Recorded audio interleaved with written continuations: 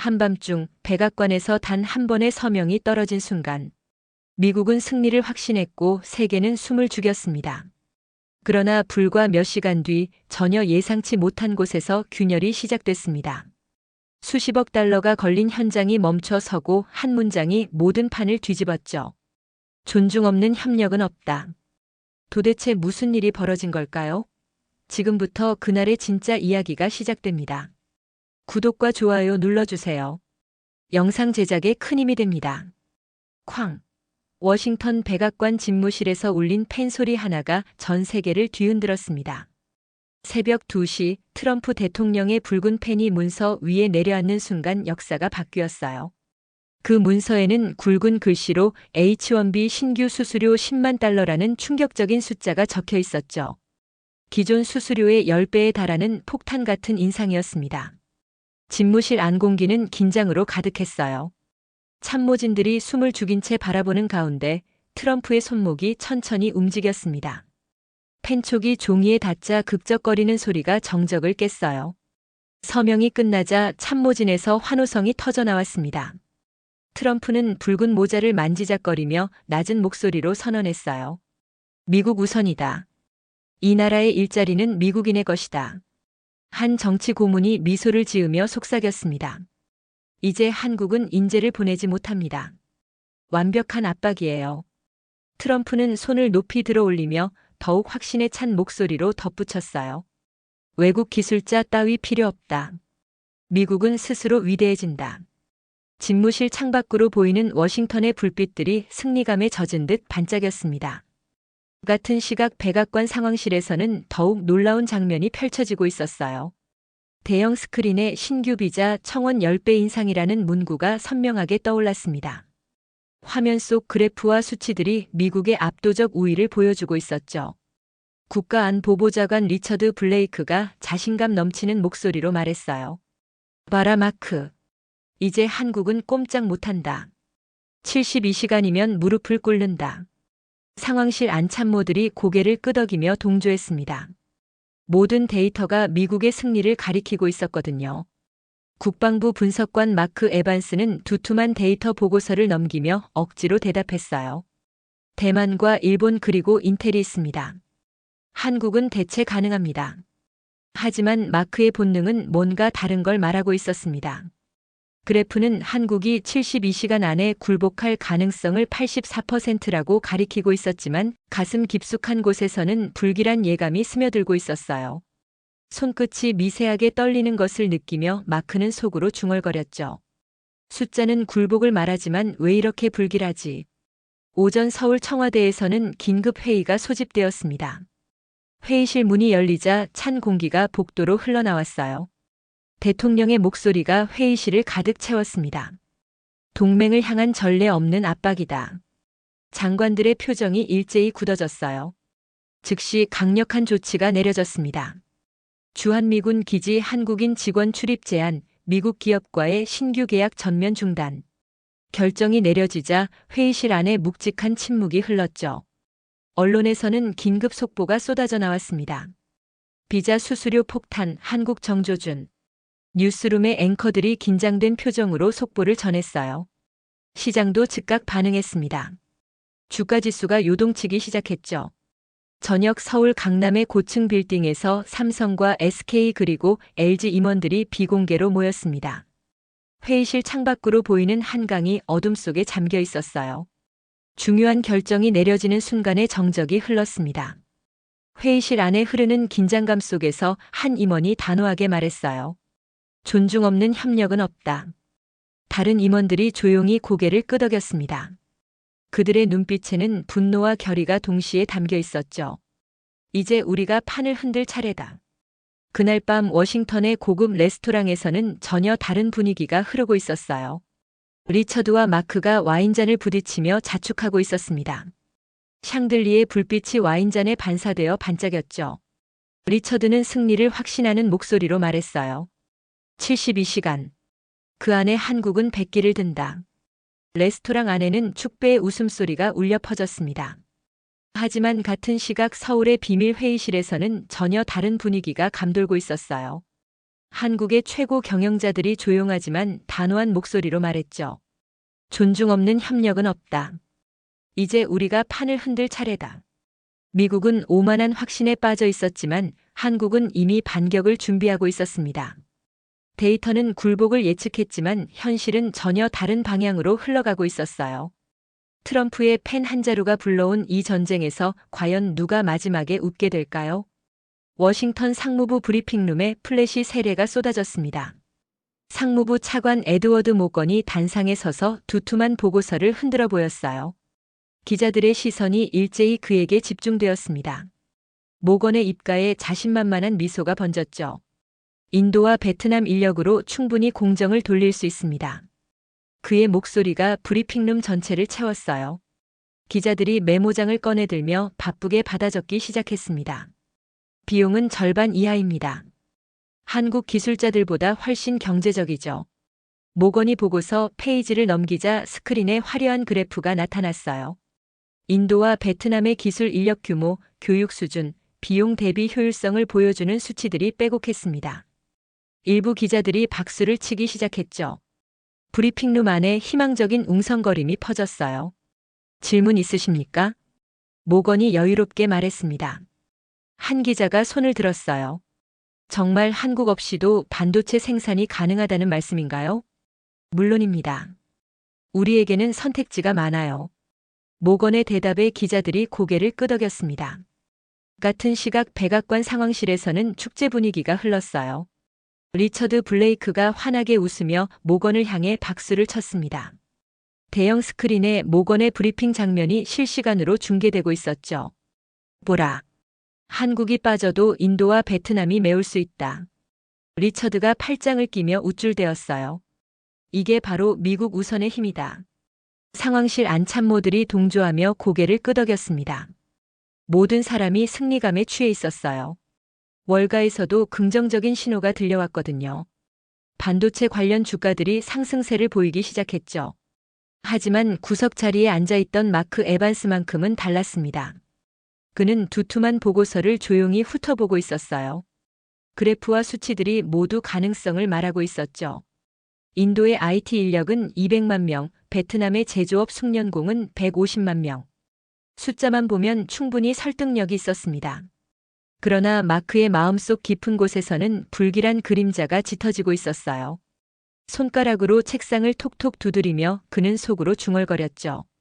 숫자는 말이 된다. 하지만 사람의 손끝까지 대체할 수 있을까? 마크는 지난주 텍사스 공장을 방문했을 때를 떠올렸습니다. 한국 엔지니어들이 장비 소리만 듣고도 미세한 이상을 감지하던 모습, 수치로 표현되지 않는 감각적 판단들이 생생하게 기억났어요. 다음 날 아침 주요 신문들의 헤드라인이 일제히 바뀌었습니다. 한국 기술 대체 가능, 미국 새로운 공급망 확보, 인도 베트남 카드로 반도체 독립 가시화. 월가의 분위기도 한층 밝아졌어요. 나스닥 지수가 전날 대비 1.2% 상승했습니다.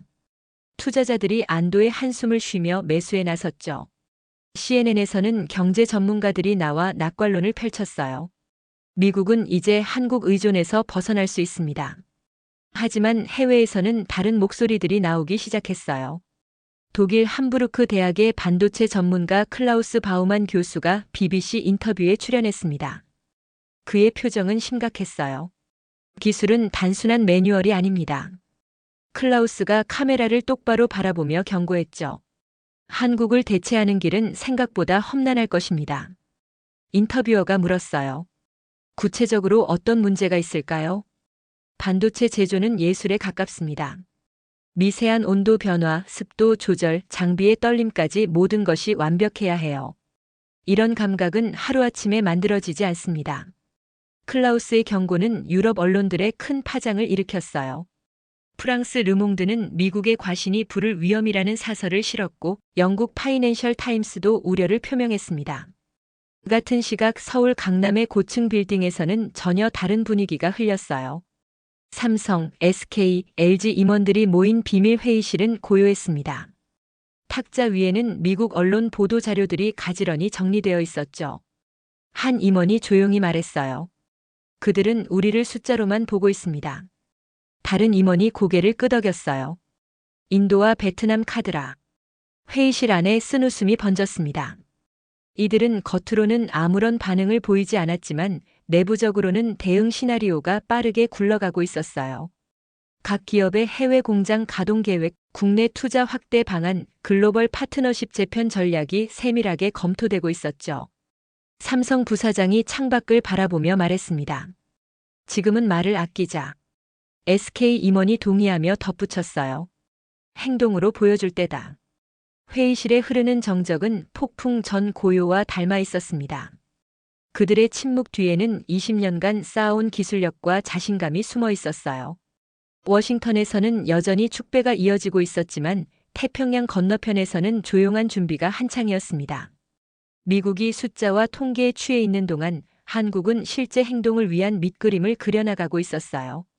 그런데 며칠 후 텍사스 공장에서 이상한 일들이 벌어지기 시작했습니다. 한국 엔지니어들이 동시에 휴가를 내기 시작한 것이었죠.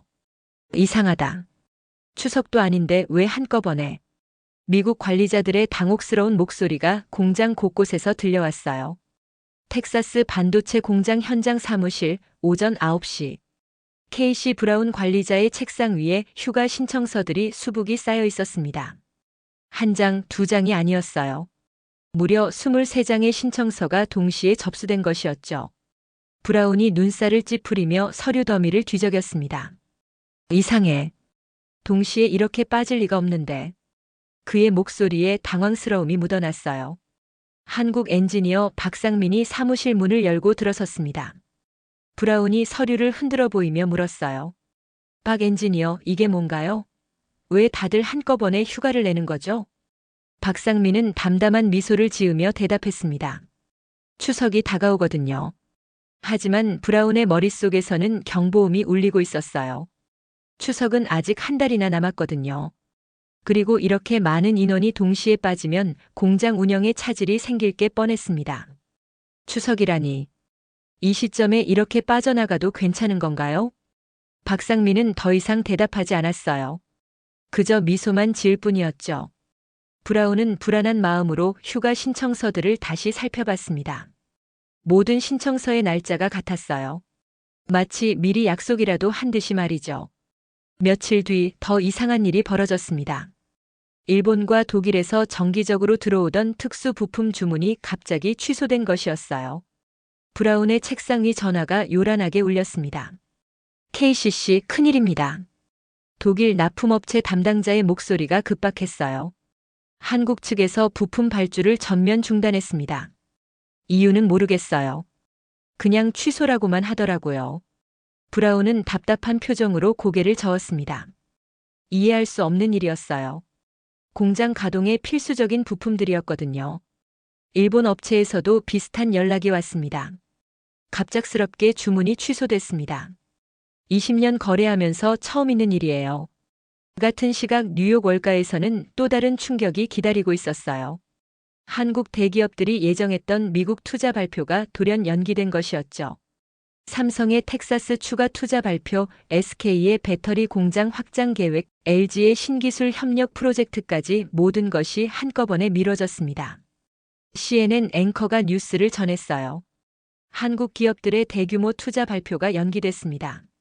업계에서는 단순한 행정 지연으로 보고 있습니다. 하지만 독일에서는 다른 목소리가 나왔어요. 클라우스 바우만 교수가 BBC 긴급 인터뷰에 나섰습니다. 그의 표정은 심각했죠. 이건 우연이 아닙니다. 클라우스가 카메라를 똑바로 바라보며 경고했어요. 한국이 조용히 철수를 준비하는 신호일 수 있습니다. 동시다발적인 움직임은 우연의 일치가 아니에요. 인터뷰어가 물었습니다. 구체적으로 어떤 의미인가요? 휴가, 부품 발주 취소, 투자 연기. 이 모든 것이 체계적으로 일어나고 있어요. 마치 누군가 시나리오를 짠 것처럼 말입니다. 클라우스의 경고는 유럽 언론들의 큰 파장을 일으켰어요. 하지만 미국 내에서는 여전히 안일한 분위기가 흘렀죠. 워싱턴 국방부 마크 에반스의 사무실에서는 다른 분위기가 감돌고 있었어요. 마크는 두툼한 보고서를 읽으며 머리를 감쌌습니다. 데이터상으로는 모든 게 안정적이었어요. 공장 가동률도 정상이고 한국 기업들의 공식 입장도 변함이 없었죠. 그래프는 안정적이라고 하지만 왜 이렇게 깨름칙하지? 마크의 직감이 경고하고 있었어요. 숫자 뒤에 숨겨진 뭔가가 있다는 것을 느끼고 있었죠. 그는 창밖을 바라보며 중얼거렸습니다. 데이터는 안정이라고 말하지만 내 직감은 다르다. 손끝이 미세하게 떨리는 것을 느끼며 마크는 점점 더 불안해졌어요. 모든 지표가 정상이라고 말하지만 현장에서 들려오는 소식들은 심상치 않았거든요. 같은 시각 서울 강남의 고층 빌딩 최상층에서는 전혀 다른 분위기가 흐르고 있었어요. 대기업 임원들이 모인 비밀 회의실은 고요했습니다.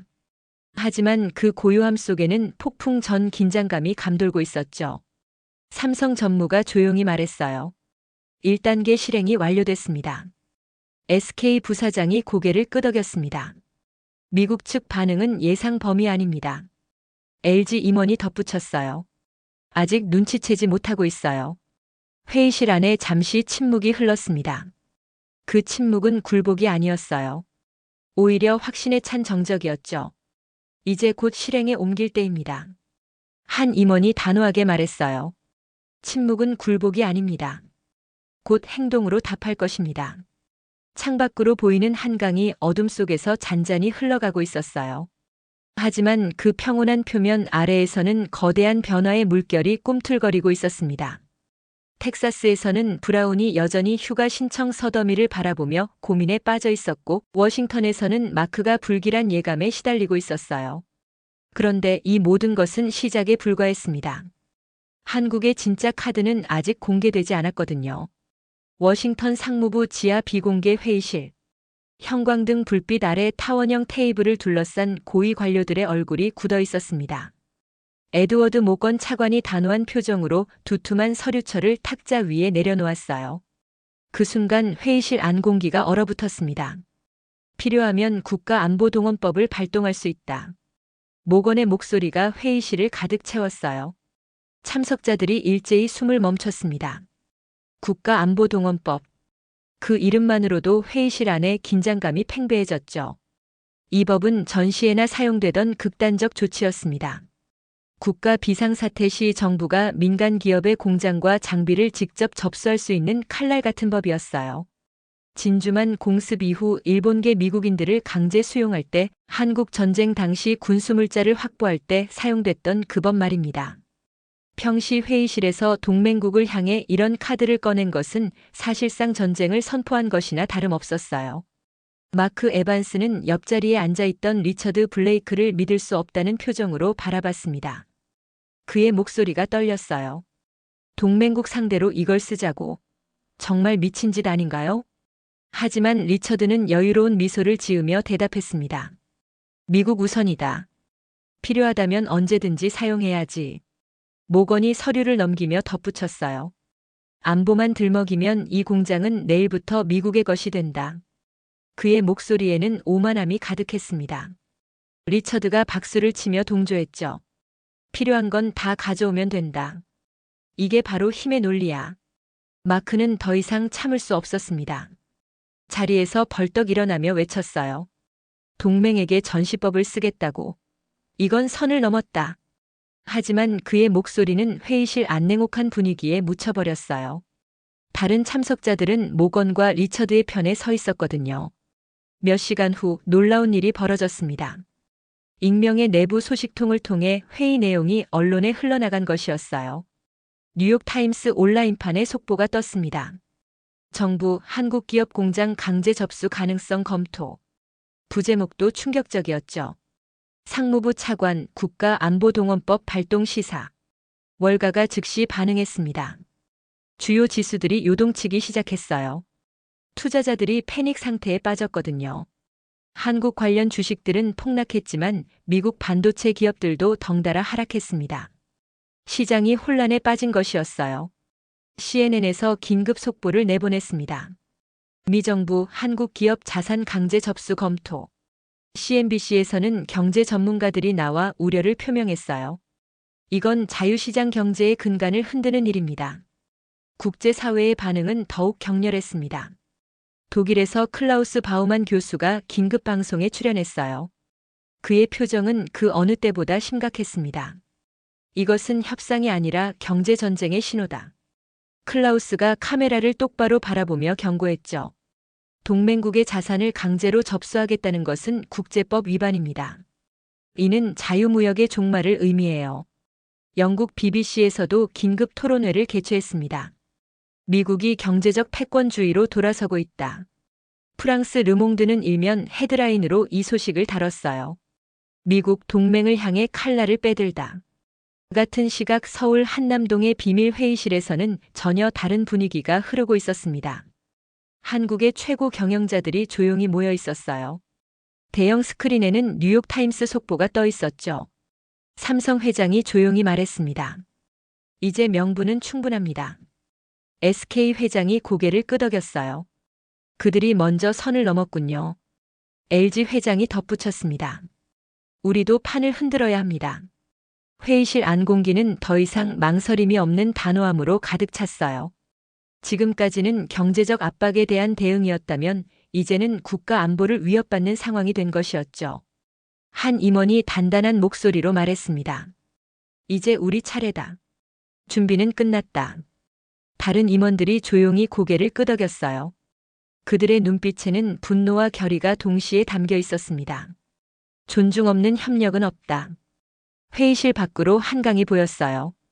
강물은 여전히 조용히 흘러가고 있었지만 그 평온함 뒤에는 거대한 폭풍이 몰려오고 있었습니다.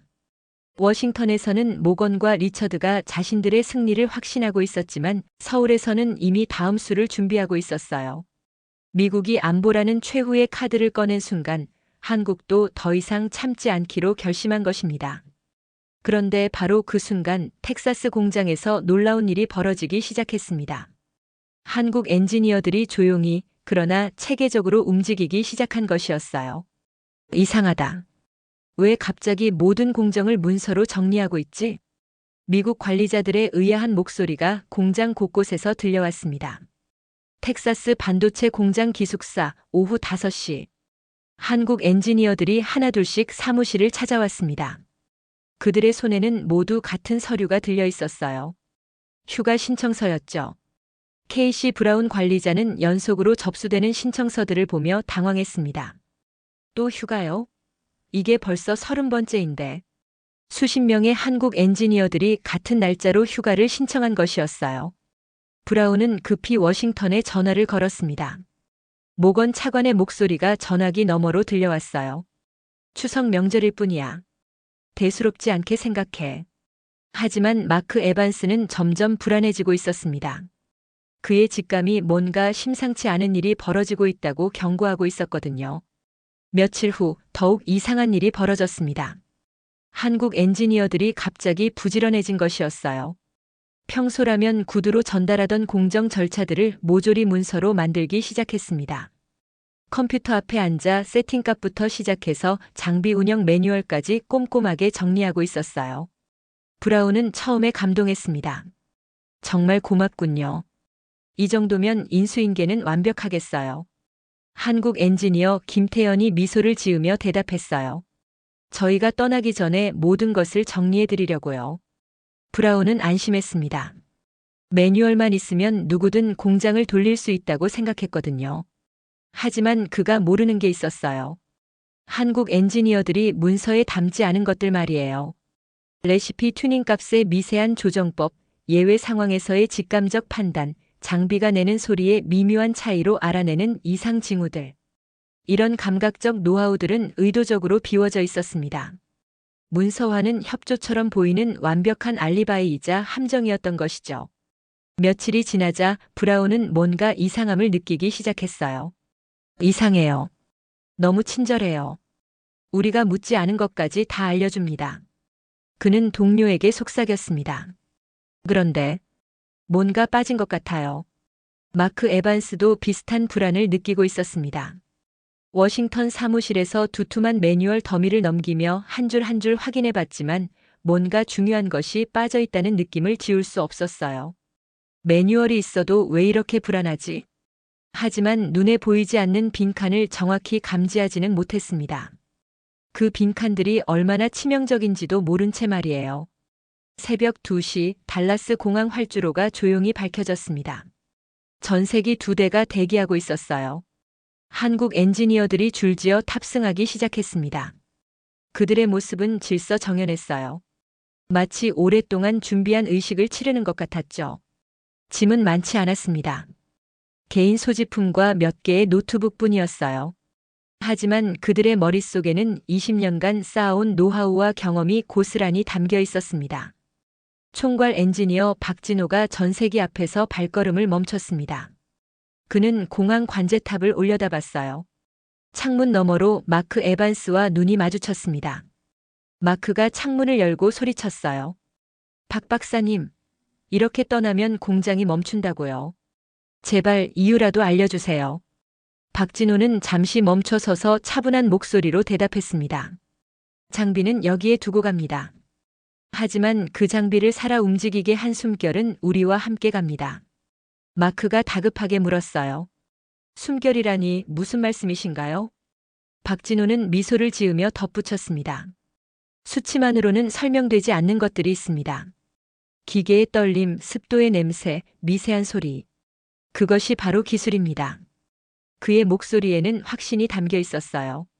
매뉴얼로는 담을 수 없는 것들이 있어요. 그것이 사람과 기계의 차이죠. 마지막 인사를 건네며 박진호는 전세기로 향했습니다. 다른 엔지니어들도 조용히 뒤를 따랐어요. 그들의 모습은 담담했지만 확신에 차 있었습니다. 전세기가 이륙하자 활주로에는 고요함이 내려앉았어요.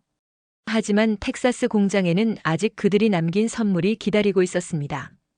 완벽해 보이는 매뉴얼 속에 숨겨진 치명적 함정 말이에요. 브라운은 여전히 매뉴얼을 믿고 있었고 워싱턴의 관료들은 승리를 확신하고 있었어요. 하지만 머지않아 그들은 깨닫게 될 것이었습니다. 기술이란 종이 위의 글자가 아니라 사람의 손끝과 경험 속에 살아 숨쉬는 것이라는 걸 말이에요. 워싱턴 한밤중 포토맥 강변의 어두운 벤치에서 두 인물이 만났습니다. 가로등 불빛조차 닿지 않는 곳이었어요. 한 내부 인물이 두툼한 봉투를 워싱턴 포스트 기자에게 건넸습니다. 그의 손이 미세하게 떨리고 있었어요. 이제는 세상이 알아야 합니다. 그 목소리에는 절박함이 묻어 있었습니다. 양심의 가책에 시달리던 백악관 내부자의 마지막 결심이었죠. 기자가 봉투를 받으며 확인하려 했지만 내부자는 이미 어둠 속으로 사라지고 있었습니다. 다음 날 아침 뉴욕 타임스 편집국은 발칵 뒤집혔습니다. 편집장을 비롯한 기자들이 원형 테이블에 둘러앉아 문서를 펼쳤어요. 첫 페이지에 붉은 글씨로 인쇄된 제목이 모든 사람의 시선을 사로잡았습니다. 아이언 게이트 작전. 한국 기술자 이탈 효과 시뮬레이션. 부제목도 충격적이었죠. 동맹국 산업 기반 약화를 통한 미국 우위 확보 전략이라고 명시되어 있었어요. 편집장이 페이지를 넘기자 더욱 놀라운 내용들이 쏟아져 나왔습니다. 예상 타임라인, 공급망 혼란 수치, 한국 기업들의 예상 손실 규모까지 세밀하게 계산되어 있었어요. 이건 단순한 정책이 아니었습니다. 치밀하게 계획된 경제 전쟁이었죠. 편집장의 목소리가 떨렸어요. 이걸 일면 톱으로 내보내야겠어. 몇 시간 후 전 세계 언론이 폭발했습니다. CNN 뉴스룸에서 속보 자막이 연속으로 깜빡이기 시작했어요. 백악관 극비 문건 폭로, 비자 수수료가 단순 규제가 아닌 전략적 압박이었다는 사실, 미 정부의 동맹 기술 봉쇄 작전 문서 확인이라는 충격적인 뉴스들이 쏟아져 나왔습니다. 앵커가 긴장된 목소리로 특보를 진행했어요. 백악관이 한국을 겨냥한 극비 계획을 수립했다는 문건이 공개됐다고 발표했습니다. 국제 언론들도 일제히 반응했어요. BBC는 동맹을 겨눈 경제 전쟁이라는 헤드라인을, 프랑스 르몽드는 자국 우선주의가 파국을 불렀다는 일면 기사를, 독일 슈피겔은 미국의 동맹 배신 증거라는 직설적인 표현을 사용했습니다. 같은 시각 워싱턴 국방부 사무실에서 마크 에반스는 컴퓨터 화면 앞에서 굳어 있었습니다. 뉴욕 타임스 기사를 읽고 또 읽었지만 믿을 수 없었어요. 그가 그토록 신뢰했던 데이터들, 84% 굴복 가능성, 대체 불가능 분석, 모든 것이 정치적 각본의 일부였던 거예요. 내가 믿었던 데이터는 결국 거짓 무대 장치였던 건가? 마크의 목소리에 절망이 묻어났습니다. 자신이 20년간 쌓아온 전문가로서의 신념이 한순간에 무너져 내렸어요. 그는 머리를 감싸고 중얼거렸습니다. 이건 정책이 아니었다. 전쟁이었다. 자신이 얼마나 순진했던 건지 깨달았거든요. 반면 백악관 상황실에서는 전혀 다른 분위기가 흘렸어요. 리처드 블레이크가 뉴스를 보며 비웃고 있었습니다. 어깨를 으쓱하며 여유롭게 말했죠. 문건이 새나가면 어쩐다고. 이미 칼날은 휘둘렀잖아. 에드워드 모건 차관도 거들며 확신에 찬 목소리로 덧붙였습니다. 동맹이든 뭐든 미국이 먼저다. 하지만 그들의 자만한 웃음은 오래가지 못했어요. 월스트리트에서 긴급 사이렌이 울리기 시작했거든요. 다우존스 지수가 폭락하고 나스닥도 곤두박질 쳤습니다. 투자자들이 패닉에 빠진 것이었어요. 거래소 플로어는 아수라장이 됐고 트레이더들의 절망적인 외침이 곳곳에서 터져나왔습니다. 미국 정부에 대한 신뢰가 흔들리기 시작했어요. 국제사회의 반응은 더욱 격렬했습니다. 독일, 일본, 영국 총리들이 연이어 성명을 발표했어요. 동맹의 기본 신뢰를 배신한 행위라는 비난, 자유무역 질서에 대한 도전이라는 우려, 이런 식으로는 동맹을 유지할 수 없다는 경고가 쏟아져 나왔습니다. 클라우스 바우만 교수가 독일 방송에서 분노에 찬 목소리로 경고했습니다. 동맹을 겨눈 칼날은 반드시 주인에게 돌아간다. 그의 예언은 현실이 되고 있었어요. 미국이 던진 돌이 부메랑이 되어 자신에게 돌아오고 있었거든요. 그날 저녁 서울에서는 긴급 국가안보회의가 열렸습니다. 청와대 상황실에 모인 장관들의 표정이 그 어느 때보다 엄중했어요. 대통령이 단호한 목소리로 말했습니다. 이제 우리도 카드를 꺼낼 때입니다. 장관들이 조용히 고개를 끄덕였어요. 더 이상 참을 이유가 없었거든요. 미국은 자신들의 본심을 스스로 폭로했고 이제 그 대가를 치를 시간이 다가오고 있었습니다. 하지만 미국 관료들은 아직 깨닫지 못하고 있었어요. 자신들이 얼마나 큰 실수를 저질렀는지, 그리고 한국이 얼마나 강력한 반격을 준비하고 있는지 말이에요. 서울 청와대 국가안보실 오전 8시. 긴급 소집된 장관들이 회의실에 모여들었습니다. 아이언 게이트 작전 폭로 이후 72시간 만에 첫 공식 대응 회의였어요. 대통령이 회의실에 들어서자 모든 시선이 집중됐습니다. 그의 표정은 그 어느 때보다 단호했어요. 존중 없는 협력은 없다. 우리 방식으로 보여주자. 대통령의 목소리가 회의실을 가득 채웠습니다. 장관들의 얼굴에 긴장감이 흘렀어요. 이제까지의 인내심은 끝났다는 뜻이었거든요.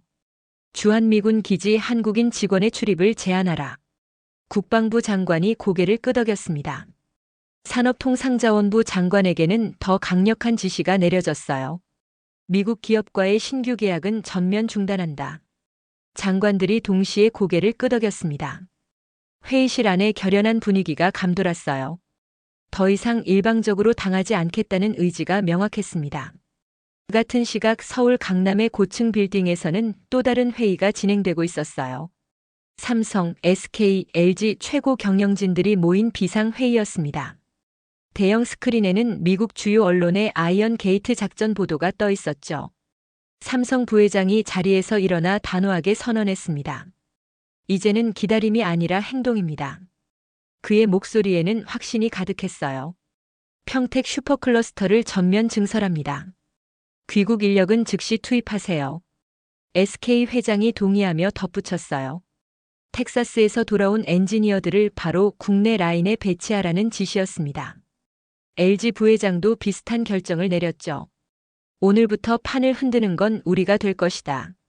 임원들의 눈빛에는 분노보다는 냉철한 계산이 담겨 있었어요. 감정적 대응이 아닌 전략적 반격이었습니다. 몇 시간 후 경기도 평택. 삼성 반도체 슈퍼클러스터 내부는 전쟁터 같은 분주함으로 가득했어요.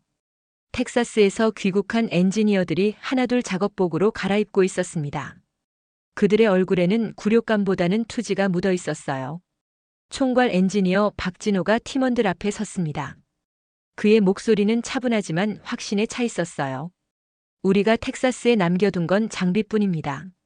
진짜 기술은 여기 있어요. 엔지니어들이 각자 담당 장비 앞에 섰습니다. 20년간 축적된 경험과 노하우가 그들의 손끝에서 되살아났어요. 장비를 켜자 모니터에 그래프들이 나타나기 시작했습니다. 처음에는 불안정했던 수치들이 점차 안정화되기 시작했어요. 엔지니어들의 손길이 닿자 기계들이 살아나는 것 같았습니다. 온도, 압력, 습도 모든 변수들이 완벽한 균형을 찾아갔어요. 오후 4시 드디어 그 순간이 왔습니다. 한 작업자가 모니터를 보며 믿을 수 없다는 표정을 지었어요. 그리고는 회의실을 향해 달려가 소리쳤습니다. 95% 수율 확보했습니다. 회의실 안에서 박수 소리가 터져 나왔습니다. 임원들이 서로를 바라보며 안도의 미소를 지었어요. 불가능해 보였던 일이 현실이 된 순간이었습니다.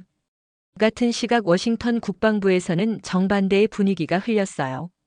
마크 에반스가 긴급 보고서를 받아들고 얼굴이 굳어졌습니다. 한국 평택 공장의 수율 데이터였어요. 그의 손이 미세하게 떨렸습니다.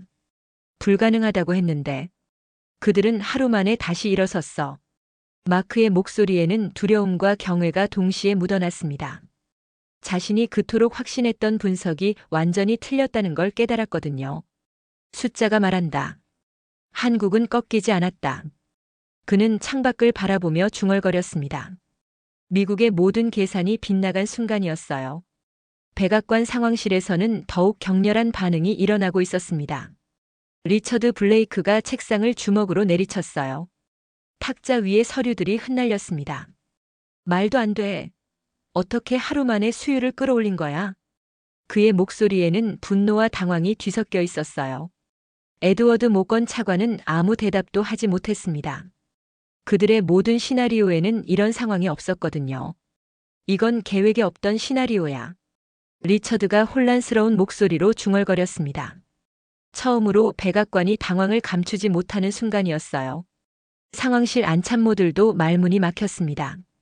한국이 이렇게 빨리, 이렇게 강력하게 반격할 줄은 아무도 예상하지 못했거든요. 그들이 믿었던 미국의 절대 우위가 하루아침에 흔들리고 있었습니다. 모건이 떨리는 목소리로 물었어요. 그럼 이제 어떻게 하죠? 하지만 아무도 답을 내놓지 못했습니다. 미국이 던진 첫 번째 돌이 부메랑이 되어 돌아오고 있었고, 이제 한국이 진짜 반격을 시작한 것이었어요. 워싱턴 백악관 상황실 오후 3시. CNN 속보가 대형 스크린을 가득 채웠습니다. 붉은 글씨로 번쩍이는 자막이 충격적이었어요. 아이언 게이트 작전 실패. 미국 공장 가동 중단. 리처드 블레이크가 리모컨을 집어 던졌습니다. 화면이 깜빡거렸지만 뉴스는 계속 나왔어요. 텍사스 반도체 공장의 생산 라인이 멈춰선 장면, 한국 엔지니어들이 없는 빈 작업실 쌓여만 가는 불량품들의 모습이 적나라하게 드러났습니다. 리처드가 분노에 차서 자리에서 벌떡 일어났어요. 그의 얼굴은 분노로 일그러져 있었습니다. 아무 말 없이 회의실 문을 박차고 나갔지만 이미 상황은 수습 불가능했어요. 에드워드 모건 차관은 고개를 떨구고 앉아 있었습니다. 그의 목소리가 작게 흘러나왔어요. 우리가 만든 건 동맹이 아니라 적이었군요. 상황실 안에 무거운 침묵이 흘렸습니다. 참모들도 아무도 입을 열지 못했어요. 그들이 그토록 확신했던 미국 우선주의가 참담한 실패로 끝난 순간이었습니다. 같은 시각 브뤼셀에서는 긴급 정상회담이 열리고 있었어요. 유럽과 아시아 각국 지도자들이 화상으로 연결되어 공동 성명을 준비하고 있었습니다. 독일 총리가 단호한 목소리로 말했어요. 동맹은 협박이 아닌 신뢰로 유지됩니다. 프랑스 대통령이 동의하며 덧붙였죠. 이것은 단순히 한국을 지지하는 성명이 아니었어요. 미국의 일방주의에 대한 국제사회의 명확한 경고였습니다. 주요 언론들도 일제히 움직였어요. 프랑스 르몽드는 일면에 강렬한 헤드라인을 뽑았습니다. 미국은 동맹을 잃고 한국은 신뢰를 얻었다. 영국 파이낸셜 타임스는 더욱 날카로웠어요. 오만한 제국의 몰락, 협력의 새로운 시대. 독일 슈피겔도 가세했습니다. 힘으로는 기술을 얻을 수 없다. 경기도 평택 삼성 슈퍼클러스터에서는 전혀 다른 분위기가 흘렸어요. 관제실 모니터에는 안정된 수율 곡선들이 완만하게 그려져 있었습니다. 95%를 넘나드는 수치들이 일정하게 유지되고 있었죠. 삼성, SK, LG 임원들이 모니터를 바라보며 안도의 한숨을 쉬었어요. 그들의 얼굴에는 자랑스러운 미소가 번져 있었습니다. 삼성 부회장이 조용히 말했어요. 우린 해냈습니다. SK 회장이 고개를 끄덕이며 덧붙였어요. 그리고 앞으로도 해낼 것입니다.